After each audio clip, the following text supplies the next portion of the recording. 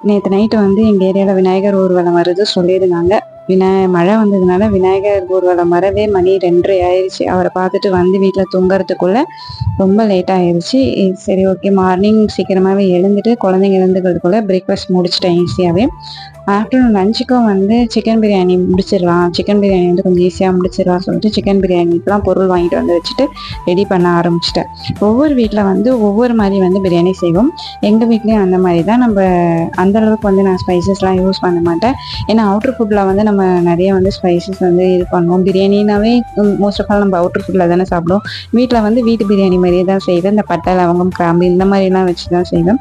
என்ன ஆனியன் வந்து கோல்டன் ஃப்ரையில் வந்த உடனே 2 துண்டு வந்து தேங்காய், பச்சை மிளகா, புதினா, இஞ்சி பூண்டு இது வந்து நல்லா அரைச்சி நல்லா ஃப்ரை பண்ணிவிட்டு தக்காளி, மிளகாய்த்தூள், மஞ்சத்தூள், உப்பு இது போட்டு நல்லா ஃப்ரை பண்ணிவிட்டு 2 ஸ்பூன் வந்து தயிர் போட்டுட்டு 1 கைப்பிடி அளவு புதினா போட்டு நல்லா ஃப்ரை பண்ணிவிட்டு சிக்கன் வந்து ஆல்ரெடி நான் மேக்னேட் பண்ணி வச்சுருக்கேன். மிளகாத்தூள், உப்பு, மஞ்சத்தூள் போட்டு அதையும் நல்லா ஃப்ரை பண்ணி நம்ம எந்த கப்பில் வந்து அரிசி அளக்குறோமோ அந்த கப்பு அளவுக்கு வந்து நம்ம வந்து தண்ணி ஊற்றி அரிசி போட்டு ஒரு ஹை ப்ரெஷர் வந்த உடனே தான் விசில் போடுவேன்.